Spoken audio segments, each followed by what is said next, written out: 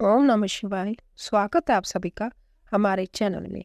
आज हम इस वीडियो में जानेंगे कि मनुष्य को जब स्वप्न में मरे हुए लोग दिखाई देते हैं तो वह क्या संकेत देते हैं। आइए, मनुष्य के सपने में मरे हुए लोग दिखाई देने पर मिलती है अजय 7 संकेत।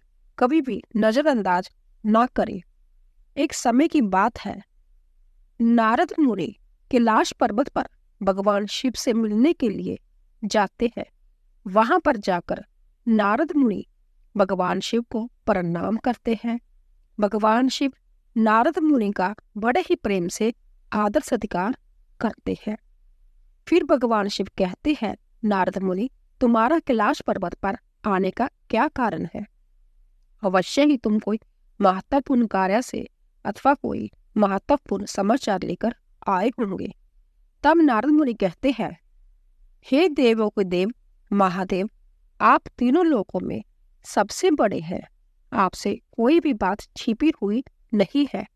आपको समस्त चराचर के भूत और भविष्य का भी ज्ञान है। इसीलिए मैं आपके पास एक महत्वपूर्ण प्रश्न लेकर आया हूँ। इसीलिए आपसे मेरी बेनती है कि आप मेरे प्रश्न का समाधान करने की कृपा कीजिए। फिर भगवान शिव कहते हैं, मुनिवर, तुम सत्य कहते हो। हम तीनों लोकों में निवास करने वाले सभी प्राणियों के बारे में जानते हैं। आखिर तुम्हारा प्रश्न क्या है? तुम मुझसे क्या जानना चाहते हो, जरा बताओ। तब नारद मुनि कहते हैं, हे भोलेनाथ, मैं मृत्युलोक में भ्रमण करने के लिए गया था और वहां भ्रमण करके आ रहा हूँ। वहां पर मैंने भूत प्रेत और पिशाच आदि प्रकार की कई विचित्र चीजें देखी है जो वन में निवास करती है। और इसके साथ ही मैंने देखा कि सभी दुष्ट शक्तियां मनुष्य को परेशान करती रहती है, उन्हें हमेशा दुख देती रहती है। इसका क्या कारण है? और यह सभी बुरी शक्तियां मनुष्य को क्यों परेशान करती रहती है? तथा मेरे मन में एक अन्य प्रश्न और उठ रहा है कि मनुष्य कई बार सपने में अपने पूर्वजों को देखता है, तो इसका क्या अर्थ होता है? सपने में मरे हुए लोग दिखाई देने का क्या मतलब है? इस मनुष्य को कौन से संकेत मिलते हैं? हे भोलेनाथ, मैं समस्त मनुष्य जाति के कल्याण के लिए इन प्रश्नों के उत्तर जानने के लिए ही आपके पास आया हूँ। नारद मुनि के प्रश्न सुनकर भगवान शिव कहते हैं, हे मुनिवर, तुमने समस्त मानव जाति के कल्याण के लिए उचित ही प्रश्न किए हैं। मैं तुम्हें तुम्हारे इन प्रश्नों के उत्तर अवश्य दूंगा, परंतु उससे पहले मैं तुम्हें एक पवित्र कथा सुनाता हूँ। इस कथा में मैं तुम्हें तुम्हारे इन प्रश्नों के उत्तर मिल जाएंगे। तुम इस कथा को बड़े ही ध्यान से सुनना, और जो भी प्राणी इस पवित्र कथा को ध्यान लगाकर सुनेगा, उसके घर में हमेशा खुशहाली बनी रहेगी और उन्नति के नए नए द्वार खुलते चले जाएंगे। तब नारद मुनि ने कहा, हे भोलेनाथ, आप मुझे वह पवित्र कथा सुनाइए। मैं उस कथा को बड़े ही ध्यान से सुनूंगा। फिर भगवान शिव नारद मुनि को यह पवित्र कथा सुनाते हैं। एक समय की बात है, मध्य देश में एक बड़ी ही सुंदर और रमणीय नगरी थी। उस नगरी में एक व्यापारी अपने 4 भाइयों के साथ रहता था। व्यापारी और उसके सभी भाइयों का विवाह हो चुका था और सभी मिलजुल कर आपस में बड़े ही प्रेम से रहते थे। उस व्यापारी के घर में किसी भी चीज की कोई कमी नहीं थी, क्योंकि वह सभी आपस में मिलजुल कर व्यापार करते थे। उस नगरी में उस व्यापारी के समान कोई भी धनवान नहीं था। यह सारी संपत्ति उस व्यापारी को उसके पूर्वजों से ही प्राप्त हुई थी। व्यापारी के पूर्वज बहुत बड़े दानी और दयालु थे। वह सभी दान, धर्म, यज्ञ और अनेक प्रकार के धार्मिक कार्य किया करते थे, परंतु वह व्यापारी बहुत बड़ा कंजूस स्वभाव का था और उसके अंदर उसके पूर्वजों के लक्षण बिल्कुल भी नहीं थे। उस व्यापारी के जीवन में उसने ना तो कभी दान धर्म किया, ना कभी यज्ञ करवाया और ना कभी धार्मिक कार्य करवाया। व्यापारी ने उसके जीवन में धन तो बहुत इकट्ठा किया, परंतु उसने उस धन का कभी सदुपयोग नहीं किया। व्यापारी ने अपने द्वार पर आए हुए जाचक को भी कभी फूटी कौड़ी तक नहीं दी और न कभी भूखों को भोजन कराया। वह व्यापारी के पूर्वज भूखों को भोजन कराया करते थे और निवस्त्र को वस्त्र दान करते थे और गरीबों को कई प्रकार से सेवा किया करते थे। और इधर व्यापारी अपने पूर्वजों का कभी भी अनुसरण नहीं करता था और हमेशा ही धन इकट्ठा करने में लगा रहता था। इस तरह से उस व्यापारी के पास बहुत सारी संपत्ति तो हो गई, लेकिन उसके पूर्वज उससे बहुत नाराज हो गए। व्यापारी के पूर्वजों को अपने लड़के का व्यवहार ठीक नहीं लगा और वह पितरलोक में दुखी रहने लगे। धन कमाने के लालच में व्यापारी इतना अंधा हो गया कि वह अपने पूर्वजों को भी भूल गया और उसने धीरे धीरे अपने पूर्वजों का श्राद्ध तथा तर्पण आदि कार्य भी बंद कर दिया, जिस कारण उसके पूर्वजों की आत्मा की तृप्ति नहीं होती थी और वह अपने लड़के के इस व्यवहार के कारण अंततः दुखी रहने लगे। फिर एक दिन व्यापारी के पूर्वज पितरलोक में बैठे बैठे आपस में बातचीत करते हैं और व्यापारी से मिलने के लिए सोचते हैं।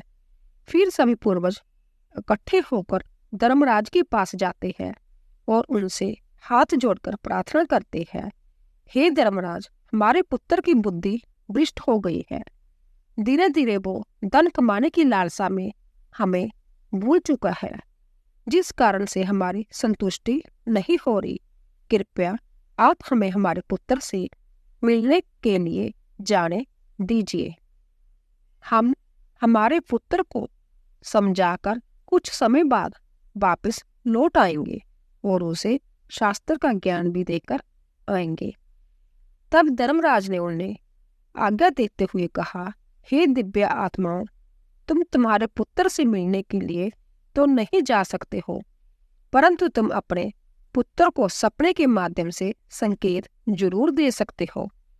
धर्मराज की यह बात सुनकर वह सभी पितरगण सहमत हो जाते हैं और एक एक करके अपने सभी पुत्रों के सपने में जाकर उन्हें दर्शन देते हैं।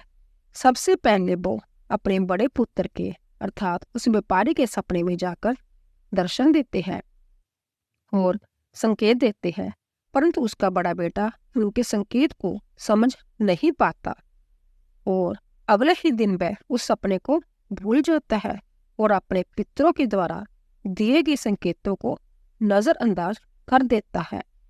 फिर वह सभी पितरगण अपने दूसरे पुत्रों के सपने में जाकर उन्हें भी दर्शन देते हैं और संकेत देते हैं, लेकिन फिर वह भी उन संकेतों को नजरअंदाज कर देते हैं। कोई भी अपने पूर्वजों के द्वारा दिए गए संकेतों को नहीं समझ पाते, जिससे वह सभी पितरगण नाराज हो जाते हैं। व्यापारी और उसके सभी भाई धन के लालच में पूरी तरह से अंधे हो चुके थे। वह सभी अपने पूर्वजों द्वारा दिए गए संकेतों को नहीं समझ सके। फिर भगवान शिव कहते हैं, सुनो मुनिवर, इस तरह से पितरों के सपने में दर्शन देने के कुछ ही दिनों के बाद उस व्यापारी को व्यापार में नुकसान उठाना पड़ता है और धीरे धीरे करके उसका व्यापार चौपट हो जाता है और इस कारण से उसकी सारी संपत्ति नष्ट हो जाती है और धीरे धीरे करके उन सभी भाइयों में लड़ाई झगड़े होने लगते हैं।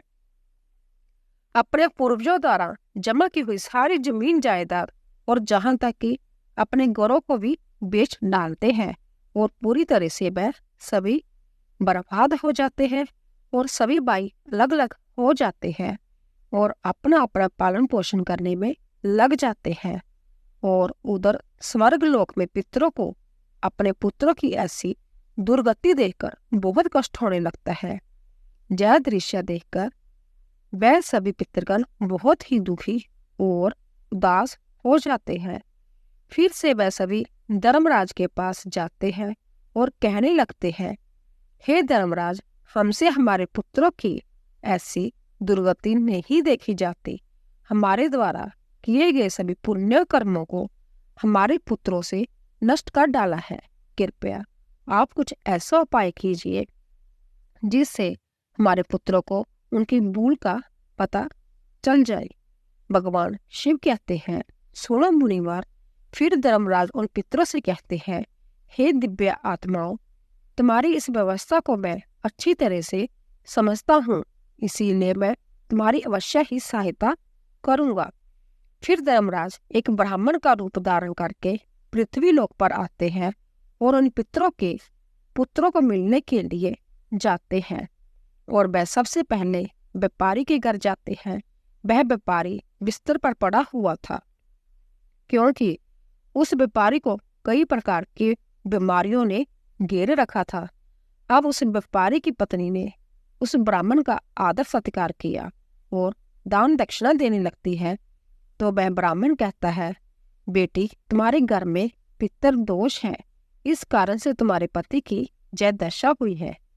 तुम्हारे पति के कर्मों के कारण तुम्हारे पूर्वज नाराज हो गए हैं। उस ब्राह्मण देवता की बात सुनकर उस व्यापारी ने कहा, हे ब्राह्मण देवता, मैंने ऐसा कौन सा पाप किया है जो मेरा सब कुछ बर्बाद हो गया है, और मेरे भाई भी मुझे छोड़कर चले गए और मुझे अनेक बीमारियों ने घेर लिया। तब उस ब्राह्मण देवता ने कहा, पुत्र, तुमने अपने पूर्वजों को नाराज किया है। तुम्हारे पूर्वजों ने जो संपत्ति और पुण्य अर्जित किया था, उसे तुमने और तुम्हारे भाइयों ने मिलकर नष्ट कर दिया, जिस कारण से तुम्हारे और तुम्हारे भाइयों की ऐसी दुर्दशा हुई है। तुम्हारे पूर्वजों ने तुम्हें और तुम्हारे भाइयों के सपने में आकर कई महत्वपूर्ण संकेत दिए, परंतु तुमने उन संकेतों को भी नजरअंदाज कर दिया और अपने पूर्वजों को अपमानित कर दिया। यही कारण है कि तुम्हारा सारा धन और वैभव नष्ट हो चुका है। इस प्रकार उस ब्राह्मण देवता के बताने पर उस व्यापारी को सब कुछ पता चल जाता है और उसे याद आता है कि उसको भी सपने में उसके पूर्वजों ने दर्शन दिए थे। वह व्यापारी उस ब्राह्मण से कहता है, हे ब्राह्मण देवता, आप सत्य कह रहे हैं। हमारे पूर्वजों ने हमें सपने में दर्शन अवश्य दिए थे, किंतु हम उनके द्वारा दिए गए संकेतों को समझ नहीं पाए। आप कृपा करके मुझे सपने में पूर्वजों को देखने पर क्या संकेत मिलते हैं, इस बारे में बताने का कष्ट करें। भगवान शिव कहते हैं, सुनो मुनिवर। इस प्रकार फिर वो ब्राह्मण देवता कहता है, हे पुत्र, अब तुम ध्यान से सुनो। मैं तुम्हें सपने में पूर्वज दिखाई देने पर मिलने वाले संकेतों के बारे में बताता हूँ। धर्मराज कहते हैं, पुत्र, यदि पितरों का अवतार नहीं होता है तो वह प्रेत जोनि में ही मृत्यु लोक में भटकते रहते हैं और वह भूख प्यास से व्याकुल होकर अपने परिवारजनों के घर में प्रवेश करते हैं। यदि सपने में हाथी, घोड़ा, बैल अथवा मनुष्य का विकृत रूप दिखाई दे तो समझ जाना चाहिए कि पितरगण अपने पुत्रों के व्यवहार से अत्यंत दुखी है। जो मनुष्य पशु पक्षियों को अन्न का दान नहीं करता है, उसके पितर अत्यंत दुखी होते हैं और पशुओं का रूप धारण करके सपने में दर्शन देते हैं। यदि मनुष्य को कोई ऐसा सपना आता है जिसमें कोई पशु अथवा जानवर मनुष्य की वाणी में बोलता हुआ दिखाई दे, जैसे कुत्ता, बिल्ली, भैंस आदि मनुष्य की तरह बातें करते हुए दिखाई पड़े, तो इसका अर्थ ये होता है कि मनुष्य के पितर उससे अत्यंत रुष्ट है। ऐसे मनुष्य को भविष्य में भयंकर अपमान का सामना करना पड़ सकता है। ऐसे मनुष्य के जीवन में दुख और क्लेश होता है। उसके भाई बंधु पशुओं की भांति आपस में युद्ध करने लगते हैं। धर्मराज कुछ मांगते हुए दिखाई देते हैं तो उस सपने को मनुष्य को कभी भी नजरअंदाज नहीं करना चाहिए। इस सपने का अर्थ ये होता है कि उस मनुष्य के पूर्वज असंतुष्ट है और उनकी पितरलोक में तृप्ति नहीं हो रही। जिस मनुष्य को सपने में उसके मृत पूर्वज कुछ मांगते हुए दिखाई पड़ते हैं, तो उस मनुष्य का सारा अन्न भंडार धीरे धीरे करके समाप्त हो जाता है और वह दरिद्रता में पड़ जाता है तथा उसकी हालत एक भिखारी के समान हो जाती है। इसीलिए उस मनुष्य को चाहिए कि तुरंत ही अन्न का दान करे, जिससे उसके मृत पूर्वज संतुष्ट हो सके। यदि सपने में आपने कोई पूर्वज क्रोधित अवस्था में दिखाई दे, तो उस मनुष्य के पूर्वज उसके कार्यों से संतुष्ट नहीं है और वह मनुष्य जो भी काम धंधा करता है उसमें उसको नुकसान उठाना पड़ता है और उसके द्वारा किए गए सभी कार्य व्यर्थ हो जाते हैं तथा उनका कोई फल उसे प्राप्त नहीं हो पाता। यदि सपने में पूर्वज दिखाई पड़ते हैं और अचानक से अदृश्य हो जाते हैं, तो आने वाले समय में उस मनुष्य पर कोई बड़ा संकट आने वाला है। ऐसा समझना चाहिए। यदि सपने में कोई मनुष्य अपने मृत परिजनों को रोता हुआ देखता है, तो उसके पूर्वज उसे यह संकेत दे रहे हैं कि उसके भविष्य में नुकसान उठाना पड़ेगा और उसका सारा धन वैभव नष्ट हो जाएगा और उसे भयंकर दरिद्रता का सामना करना पड़ेगा। आने वाले संकट की घड़ी को देखकर पूर्वज सपने में रोते हुए दिखाई पड़ते हैं। यदि सपने में पूर्वज गंदे और मैले वस्त्र पहने हुए दिखाई देते हैं, तो निश्चित ही उस मनुष्य का सारा धन नष्ट हो जाएगा और वह धनहीन हो जाएगा। तब वह ब्राह्मण देवता कहता है, हे पुत्र, यदि तुम्हें भी इस प्रकार के सपने दिखाई पड़े हैं, तो तुम्हें अपने पूर्वजों को प्रसन्न करने के लिए दान, धर्म, श्राद्ध आदि कर्म करने चाहिए, जिससे तुम्हारे सभी कष्ट दूर होंगे। उस ब्राह्मण की बात सुनकर उस व्यापारी को अपनी गलती का एहसास हो जाता है और वह तुरंत ही अपने भाइयों के पास जाता है और उन्हें ब्राह्मण देवता के द्वारा बताई गई बात बता देता है। फिर सभी भाइयों को समझ में आ जाता है कि उनके पूर्वज उन्हें सपने में आकर संकेत दे रहे थे। फिर वह सभी भाई मिलकर नदी के तट पर जाते हैं और अपने पूर्वजों के लिए श्राद्ध, तर्पण, दान दक्षिणा आदि कार्य करते हैं और अपने पितरों को संतुष्ट करते हैं। फिर एक दिन उनके पूर्वज उनके सपने में आकर उन्हें दर्शन देते हैं और उन्हें नाना प्रकार के संकेत देते हैं। भगवान शिव कहते हैं, हे मुनिवर, जब मनुष्य के पूर्वज संतुष्ट हो जाते हैं, तब मनुष्य को अनेक प्रकार के संकेत प्राप्त होते हैं। यदि सपने में मृत परिजन अपने या अपने परिवार वाले के सिर पर हाथ फेरते दिखाई देते हैं, तो इस सपने का अर्थ ये है कि उसके पूर्वज बहुत ही प्रसन्न है और पूर्वज यह संकेत दे रहे हैं कि उस मनुष्य के जीवन में बहुत ही अच्छा समय आने वाला है। यदि पूर्वज मनुष्य की ओर हाथ बढ़ाते हुए दिखाई देते हैं, तो पूर्वज यह संकेत देते हैं कि मनुष्य जो भी काम कर रहा है उसे उस कार्य में सफलता जरूर मिलेगी। यदि सपने में पूर्वज स्वस्थ दिखाई देते हैं और उनके मुख पर तेज दिखाई देता है और उनके वस्त्र चमकीले और सफेद रंग के होते हैं, तो उन पितरों को मुक्ति मिल चुकी है, ऐसा समझना चाहिए। अगर सपने में पूर्वज दूर आकाश में बादलों में बैठे हुए दिखाई देते हैं, तो यह शुभ संकेत है। मनुष्य के पूर्वज अंतत प्रसन्न है और उसे आशीर्वाद दे रहे हैं। इस प्रकार से उन सभी भाइयों को पूर्वजों के द्वारा शुभ संकेत प्राप्त होते हैं और उनका खोया हुआ सारा धन संपत्ति उन्हें धीरे धीरे वापस मिल जाती है और सभी भाई मिलजुल कर एक साथ रहने लगते हैं और सुखपूर्वक अपना जीवन व्यतीत करने लग जाते हैं। भगवान शिव कहते हैं, हे मुनिवर, जिस घर के पूर्वज खुश रहते हैं उस घर में सुख संपत्ति और खुशहाली होती है, और जिस घर में पूर्वज दुखी रहते हैं तो उस घर के मनुष्य कई समस्याओं से घिरे होते हैं। तो दोस्तों, अगर आपको हमारी वीडियो पसंद आई हो तो प्लीज़ सब्सक्राइब कीजिए, लाइक कीजिए और शेयर कीजिए। आप सभी का धन्यवाद।